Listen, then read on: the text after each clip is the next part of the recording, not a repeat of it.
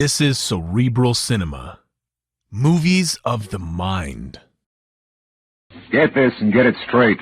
Crime is a sucker's road, and those who travel it wind up in the gut of the prison of the grave. This time I was in the country where the night should have been nothing but peace and quiet. But a pair of angry eagles changed all that. One was solid gold and too close to a battered corpse. The other weighed 160 pounds and was too quick with his fists. It happened like this.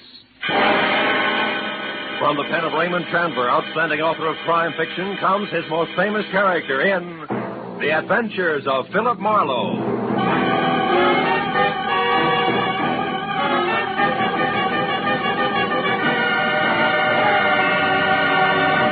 Now, with Gerald Moore, starred as Philip Marlowe, we bring you tonight's exciting story, The Angry Eagle.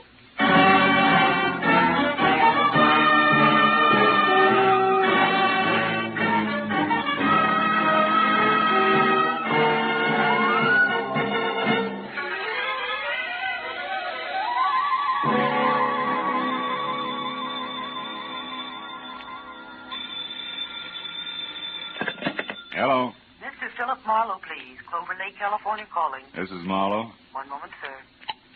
Go ahead on your call to Los Angeles, please.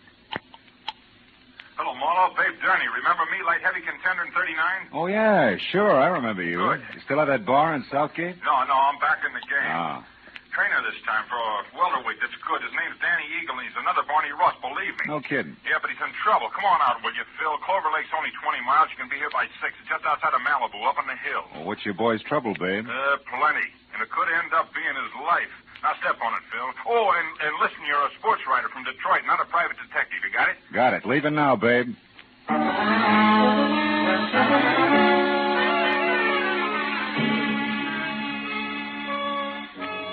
It was an hour's drive to Malibu Beach in a film colony where the convertibles outnumbered the hardtops 5-1. And another 30 minutes up into the mountains along a steep spiral of macadam which at every turn made more of the Pacific below and less of Malibu. Until finally I was at the top. To my right, there was a dirt road which a freshly painted sign said led to Clover Lake Training Camp, private. Raleigh Lance, owner. I drove on into what turned out to be a converted summer hotel marked office. A couple of buildings that had been stables and maybe 24 cabins spread out over a sloping green acre that led to a cliff's edge and a lake some 100 feet below.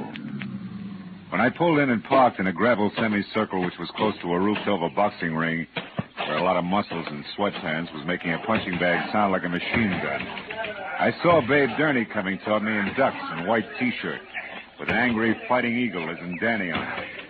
He was more bay window and less hair than last time, but still the same quick smile under a nose that spread over half his face and an extended hand that could have passed for a catcher's mitt. Hiya, Phil. Glad you didn't take any longer. Things are worse. Oh? Danny got canned an hour ago, and he's burning up. Told Lance and his wife where they both could go, and I think he's going to personally see to it that they get there. Now, wait a minute. Who's this Lance? Oh, Raleigh Lance, he runs this place, Marlowe. Yeah. Strictly the big-time, big-shot manager. His seat at the fights has to be A1. His license plate the lowest number he can get. Yeah, half-pint in French cuffs and built-up heels. He's got 10 fighters here. Danny's one. And the wife? Oh, yeah, Myra. A lot of curves, a lot of war paint, and never enough clothes on. Know what you mean. Yeah, well, also not much to keep her busy, and Lance hasn't got time to run around down in Malibu. Which means sheep's eyes at the boys, huh? Yeah, Danny Eagle included. Not that the kid ever did anything about it, mind you. Figured she was just being friendly. Come on, let's move on down by the lake like I was just showing you around. Hey, Jersey. Yeah? You can quit now. Do a mile in the shower. Okay, Spade. See you later.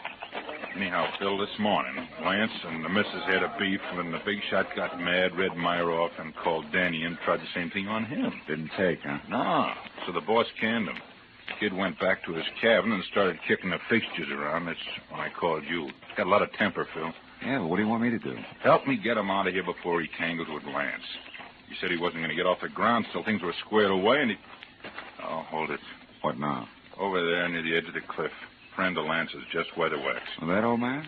Yeah, hayseed to look at or listen to, but he owns about every piece of land around here. Uh-huh. Rich, retired, and has just learned about prize fighters. Calls them gladiators. Also, he's got a mud fence-faced daughter he's real anxious to pass off. Yeah, also he's coming this way. Hello there, son. Yeah, don't encourage Gab. It's his specialty. Well, babe, my boy, what shape are you in tonight? Oh, well, not Quite fighting trim, Mr. Weatherwax. I was just showing Mr. Marlowe here around the grounds. He's a sports writer. Sports writer? Yeah. Well, glad to make your acquaintance, Mr. Marlowe. Thank you. Yes, sir. When I think about what I've missed all these years not following the ring... Mr. Weatherwax, excuse me, but we're in a hurry. I want Mr. Marlowe to see the lake before it's dark. We'll see you at dinner or up at the lodge later, huh? Yes. I look forward to that. Goodbye. Yeah, bye, sir. Original windbag. Yeah. But, Marlowe, like I was saying, I gotta have your help. Yeah, but what can I do now? The kid's through, babe. Sure, but look, Phil, I know other managers. I also know the makings of a champ when I see him, and Danny Eagle's got the stuff. And? Okay, I like him. Ah. Phil, you gotta get next to Lance. If he thinks you're doing a feature on him, he'll be your best friend in a couple of hours. A little Napoleon. Uh-huh. And when I'm buddy-buddy, I steer him away from ordering his muscle man to play pretzel with Danny while you're trying to get him out of here. Is that it? That's right. I already planted that you're coming up here, so all you got is... Hey, look. Huh? Up at the lodge on the porch there. That's him and Myra going in the office. My cue. Mm-hmm. Okay, but first tell me one thing, babe. Does Danny know about me? No. He'd turn against me if he did. He likes to settle his stuff his own way. That's why you got to get to Lance. In or out of the ring, it still takes two to make a fight, Phil. Yeah. All right, babe. I'll do my best. Yeah, Philip Marlowe, Detroit Daily News. Wonder if there is such a paper. No, it doesn't sound too bad. Listen, Myra, I don't want to be more trouble with you. I'm fed up. Oh, You're fine. fed up. You? Well, that's funny. You dragged me up here and expect me to... And try real hard to understand this. I dropped 10 grand, 10,000 berries last night on that punk Steve Rocker. I'm not very happy. So you want a fighter who stinks. What's that got to do with me? I don't know. But if you'd let him alone, he wouldn't have looked so tired in there. Of all the cheap cracks you've ever made, that's about the... The what? Go on, say it. You never flirted. You never played up to it. You were only being friendly. Go on, spit it out, why don't you? Don't think I won't. When we're alone. Oh. Excuse me, I didn't mean to eavesdrop. I was looking for Mr. Lance. Raleigh Lance? That's me. What do you want? My name's Philip Marlowe, Detroit Daily News, Mr. Lance. Oh. Yes. Come in, Mr. Marlowe. Oh. There was a note here on my desk. Should expect you for an interview. Glad to see you. Oh, thank you. I don't believe I've, my wife, Mr. Marlowe, Mrs. Lance. How do you do? Hello. From, Detroit, you said? Yeah. How are things at the Beaver Club? That's quite a spot, I hear. Oh, yeah, quite. I used to go with a reporter there. He told me about some wild parties at their press club.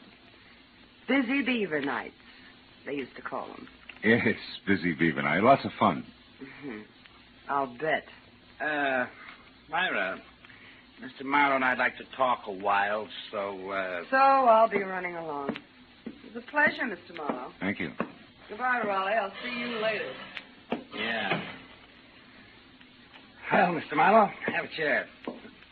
Drink? Yeah, I will, thanks. Quite a spot you have here, Mr. Lance. Make it Raleigh, fella. All right. Yeah, it's okay.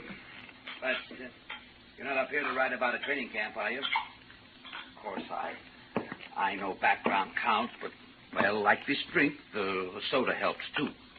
But the scotch is the thing, huh? Health? Same. Yeah, you're right about that scotch. Mr. Lance? What is it, Kelly? I'm busy now. Well, it's about Danny Eagle. Did you give him his walking papers? No, big attorney stopped me, Mr. Lance. Said he'd give Danny the word himself that he could handle him. That fat pug! Who does he think he is? Well, he said he just didn't want trouble, Mr. Lance. Besides, he said Danny was taking a walk. Yeah? Well, I'm going to give him the air, too. I've got enough enemies without some lousy trainer who's on my own payroll. Pardon me, Mr. Marlowe. I'll only be a couple of minutes. Sure. Help yourself to another drink. We'll talk later after dinner, about 8. Oh, and, here, catch. Best cigar made. Let's go, Kelly. Uh-huh. Best cigar. Seats marked A1. Yeah.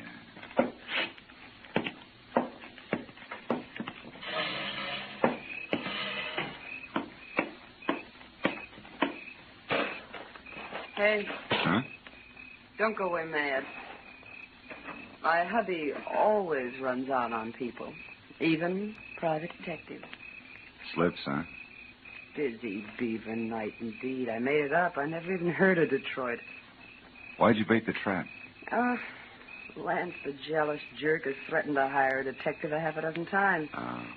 After all this fuss over Danny Eagle, you were about due. Well, shall we walk? It's a nice night. Let's leave it that way, huh? What do you mean? Isn't Danny enough for one day? Listen, mister, you're starting off with 2 left feet. I was friendly with Danny Eagle, period. And Steve Rocker? The same. Only Steve was a little dull. A mind dedicated to comic books. All fighter. Not according to his last bout. Yeah. Rocco moved like he was drugged and collapsed in the third, so it's my fault. Oh, the big shot is quite a loser. And don't bother with your next question. I can feel it coming. Why have I stuck? Yeah, well, it belongs here someplace. Well, I've stuck because I thought that each battle was going to be our last. But sooner or later, he'd have time for me. He's a busy guy, Myra. So was King Solomon, but he always had room for his wives. True. I thought this place was going to be our answer. Just the 2 of us, plus the peace and quiet of the country, with Malibu on hand for a change of pace. So what happens? Still busy, huh? Yeah. So busy that he spends 8 hours a day with Jess Weatherwax, a guy he never heard of until he started this camp, but a guy who thrills to hear the lives and loves of Raleigh Lance. And that leaves me with his daughter, Clementine, if I don't talk to the fighters. Clementine, whose shoes are number 9, with an IQ to match. Good night. Wait a minute, Myra. Where you going? Going as far as my cabin and an old-fashioned cry. Or maybe just an old-fashioned, I don't know which. Good night.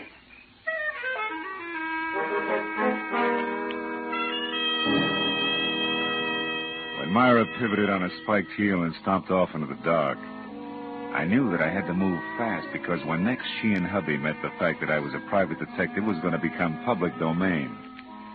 And from there on out, I'd be of little use to Babe Durney, and if Lance's muscle playmates caught up to me, of no use to anybody. I located Danny Eagle's cabin among half a dozen others, peeking out of a thick grove of pepper trees, showing light from a half-open door.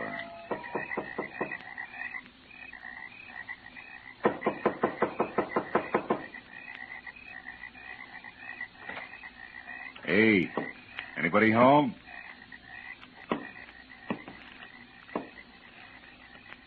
Inside, there was a closed valise on the edge of the only bed. And on the dresser, some money, a package of lemon lifesavers, and a tie clasp. A gold one with a gold angry eagle on it that said Danny was still around.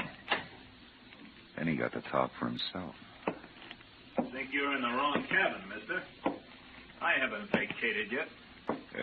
Well, don't you think it'd be easy all the way around if you did, Danny? Right now, I'm not looking for the easy way, mister. I've been walking and thinking about that. That and a pair of people I don't like.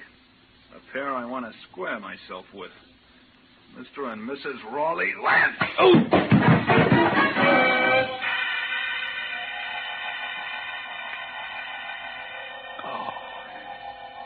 It was purely a case of mistaken identity. But it served as a reminder that it still took 2 to make a fight. And that the only chance I had left was to get next to Raleigh Lance and keep him away from Danny Eagle. I spent a half hour going from the lodge to Lance's empty cabin to the dining room and every other place where I thought he might be. But finally, I remembered Jess Weatherwax, the one-man fan club whom I located back up at the office. Oh, hello there, son. He was peeling off his coat and getting ready for canasta with something uncombed and built like a length of pipe. Who had to be daughter Clementine. What can I do for you, son? Mr. Weatherwax, have you seen Lance? Why, no, Miss Marlowe. We just came in. You deal, dearest. Is it important? Very. Daddy. Oh, excuse me, child. Mr. Marlowe, my daughter, Clementine. How do you do? Very fine, thank you. Mr. Marlowe, Daddy told... Hey, Marlowe, is that you in there? Oh, it's Babe Durney. Yeah, excuse me.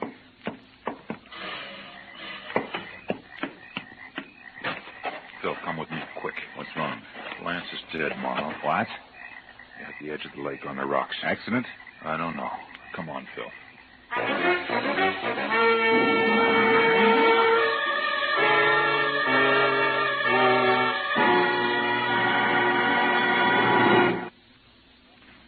In just a moment, the second act of Philip Marlowe. But first, the confusion created by Gracie Allen has never been more clearly, more hilariously defined than it will be this Wednesday night when a writer for a national magazine comes to interview her.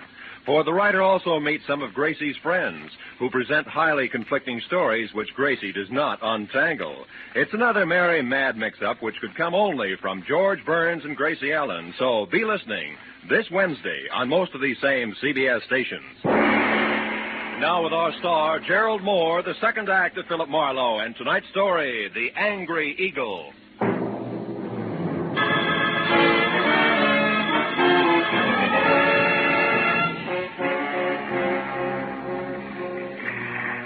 Sharp lakeshore stones like countless fighters' fists had hammered all the life out of Rolly Lance. And as we stared down at him, the circle of light from the electric lantern in Babe Gurney's hand began to dance over the corpse. I took the lantern, turned him away from the twisted body at his feet, and sent him back up the path to camp. Find a phone and quietly call the police.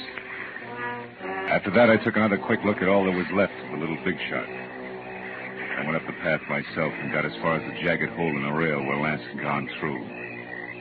I had just enough time to see a few things before I was met by Myra. Just like she'd been before, except for a handful of nervous fingers that just couldn't leave her neckline alone. I saw Babe. He told me about Raleigh. Is it true? Yeah, it's true, all right. Your husband's dead. Babe just left, so you must have been on your way here when you ran into him. How come? I had a date to meet my husband. For a chat. Why here? He didn't strike me as being the romantic type. He wasn't. Neither was he the type to talk where he could be overheard. Especially when he was cornered. What do you mean? I put Raleigh's back against the wall tonight. I finally got hold of a way to make that inflated ego turn loose, his favorite trinket. Meaning you? Yes. Although about an hour ago I found out that Raleigh was crooked. Fixed fights? Yeah. When I left you, I went to our cabin for a drink. But the liquor was all gone. Lance kept spare bottles in the back of his closet, so I went to look. Found what? A briefcase. It wasn't Raleigh's, so I opened it. There was $35,000 in it. And a note congratulating him on his coaching of Steve Rocca. Rocca was drugged in that last fight, Marlowe. Raleigh sold him out, and I can prove it. Oh. That's what you two were going to hash out over here, huh? The price of your silence, which was divorce. And no strings. He told me he wanted to think, then he was going to give me his answer, but now... It's all unnecessary. You're so right. Myra, come here. I want to show you something. See? Here on the ground. What do you... No, I don't see anything. Somebody put up quite an argument right here before Lance went through the railing. Oh, yeah. Yes. And here's something else. What's that, Mama? It's a gold tie clasp, baby, with an eagle on it. Danny? Yeah, Danny Eagle. This changes things plenty, huh? Danny? I can't believe Danny would murder Raleigh. Well, you better start believing it and get back to your cabin and stay there with the doors and windows locked. You think he might go for me, You then? were half the beef. Now that he's gone this far, chances are good he's got something nice thought up for you, too. Unless I'm making the king-size mistake and you and Danny turn out to be a team. Are you crazy? It could figure both ways, baby. So I'll keep it in mind until I get something more to do with it. Meanwhile, like I said, take care of yourself. I dropped the tie clasp into my pocket and then started looking for its owner, who could be number one candidate for a noose. I decided to try Danny's cabin first, but when I got there, it was dark, with everything just as I'd left it. Until I'd turned to go. Someone was framing the door. It was the gentleman farmer and novice fight fan, Jess Weatherwax. You're looking for something special, are you, Mr. Marlowe? Yeah, as a matter of fact, I am. I figured you would be, what with being a reporter, because I know there's been some kind of a ruckus here tonight. How did you know there was trouble here? Well, I happened to be passing by a certain phone a few minutes ago, and I heard that trainer, Babe Gurney, calling the police. Oh. Okay, as long as you know that much, you may as well know the rest. Somebody shoved the boss of this place out through a railing into 100 feet of thin air. He's dead. Well, Lance murdered? By one of his own men? Oh, no, I don't believe it. He's a good manager. His boys loved him, every one of them. You should be so loved, especially by a guy like Danny. Danny Eagle? None other. And that's only half of it.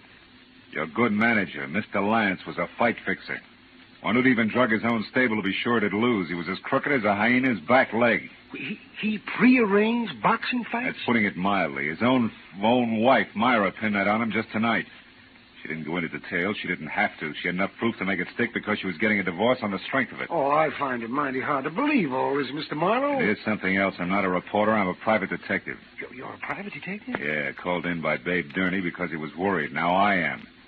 Anyway, here's what I'm getting at. If you're really sincere about liking your violence according to Marquis of Queensberry rules, you can do me a big favor. What can I do? Keep an eye on Myra Lance for me. Uh-huh, yes. I left her in the cottage. Dan Eagle may be only half finished with what he started. I'll do my best. You can count on that, sir. Okay, I'm going up to the office at the lodge now and find out if anyone saw Danny leave the grounds. I'll see you.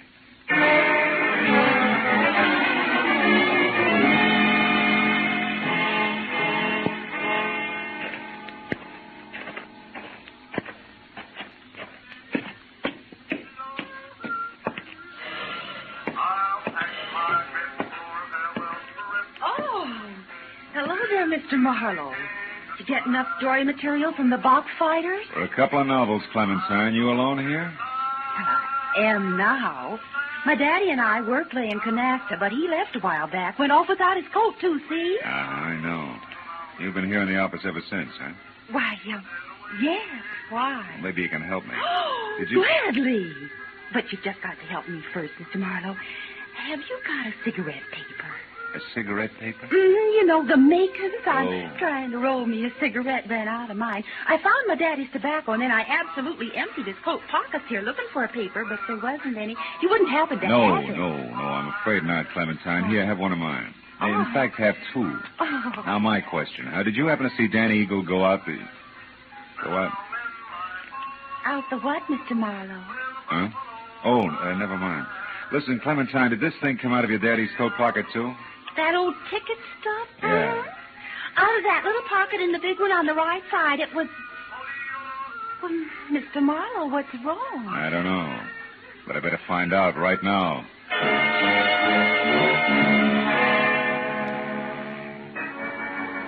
As I ran out of the office and past the empty rope ring toward where the cabin stood, I was full of the conviction that Clover Lake training camp was due for a second corpse any minute.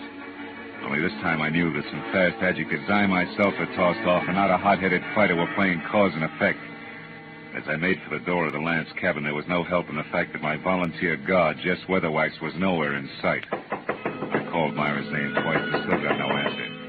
So I stepped back to go to work on the door with my shoulder, when the lock turned from inside.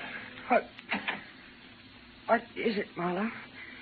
What are you doing here? At the moment, Myra, baby, I'm counting lucky stars, the kind that kept you hale and hearty in spite of me and my big mouth.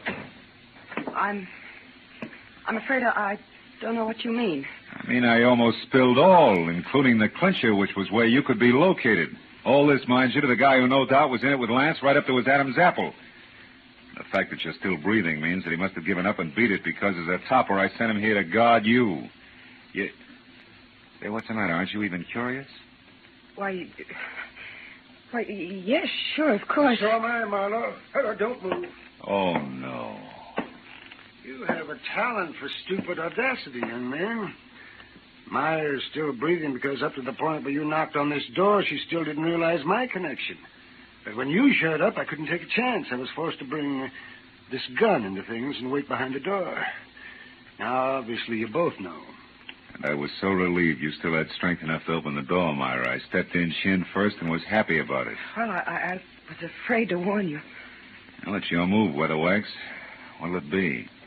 I have no choice. What? You'll have a lot of bodies to crawl out from under, Buster. No, it won't be too hard. Dan is already framed for Raleigh's murder. Framed by whom? By Raleigh Lance himself. Such a simple little plan. I worked it out as I worked out everything else around here. Just for the record, how was it supposed to go? Once Myra knew about Raleigh, she became dangerous to me. She had to be killed. So I told him how to set up the whole thing. You know, you're really enjoying yourself, aren't you? Frankly, no. Or I just don't intend to take the rap for my late partner's stupid clumsiness. Oh, but this has gone far enough. Oh, no, Dave, look out. He's got a gun. Duck, Myra. That boy, Billy. He lost his gun. And I still got a good right hand.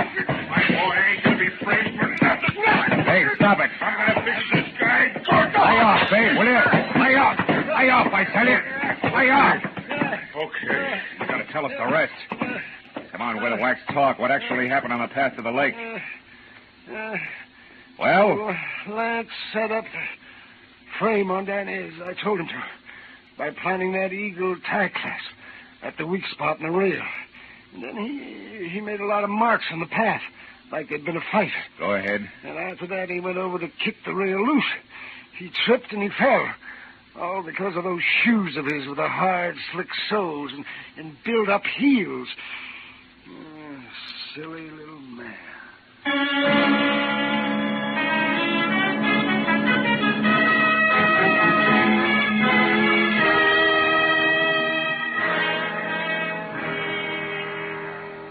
Well, it wasn't long until the boys from the sheriff's office arrived with a good doctor, a lot of open notebooks, and an endless supply of questions. But finally, all the pieces were fitted together. Very surprised Danny Eagle, who had done a lot of thinking, was back from a second long walk. And the whole thing had boiled down to me alone at the bedside of a heavy-jawed trainer, who had a happy look on his ugly puss for the first time that night. Our boy's going to be champ now, Marlowe. Thanks to you. Oh, thanks to you, babe. We were almost down for the count when you showed up. Hey, how's the shoulder? That's nothing. Hey, look, tell me something. How'd you back old Weatherwax into that corner? Oh, well, I found a ticket stub from his coat pocket with the number A2 on it. Weatherwax claimed that he'd never seen a fight or met Lance until the camp opened up here. But that stub proved that just a month ago, he sat right beside Lance. Yeah, that's right. Yeah. Lance always had seat A1 at the arena. Check. In short, Weatherwax was a liar who dropped his guard. And in this racket, you do that just once and you're out. Yeah. Hey, see that the Eagle keeps his guard up, will you, babe? I'm going to be betting on him from now on. Don't give it another thought. Good night, Phil. And I didn't give it another thought. Neither did I think about an arrogant little guy whose phony heels and twisted mind had dumped him into his own trap. Or about a fat gambler who traded in perverted victories and rotten, hopeless defeats. Instead, I thought about the sun coming up over the hills. And a nice big platter with a ham omelet on it. And then a good, solid 8 hours sleep. Nothing else. You know, sometimes I think I have no soul.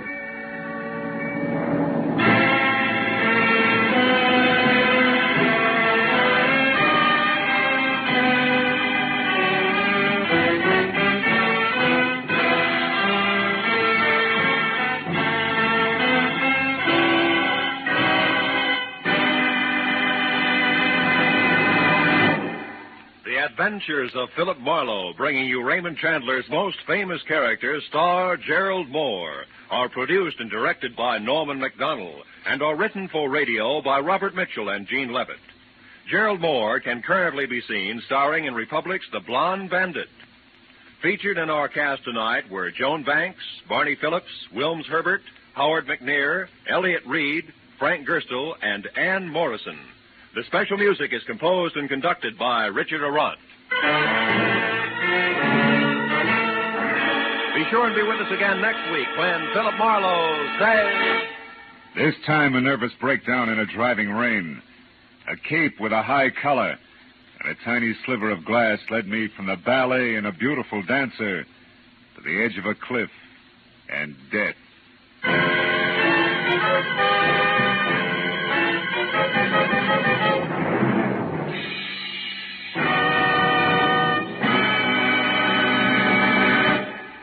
A few months ago, our newspapers and magazines were full of articles and pictures showing the progress we've made during the first half of the 20th century. That progress, brought about by the American way of doing business, means that today we enjoy the highest standard of living of any nation in the world. we can keep our standards high, and we can increase the benefits for all of us by continuing to produce efficiently under a free economic system. This is Roy Rowan speaking. Now, stay tuned for Pursuit, which follows immediately over most of these same CBS stations.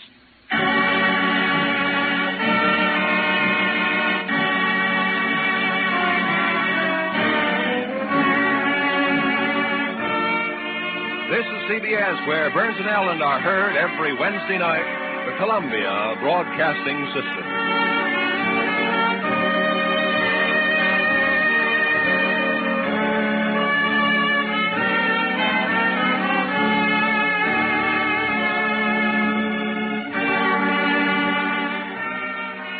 Cerebral Cinema hopes you have enjoyed this movie of the mind.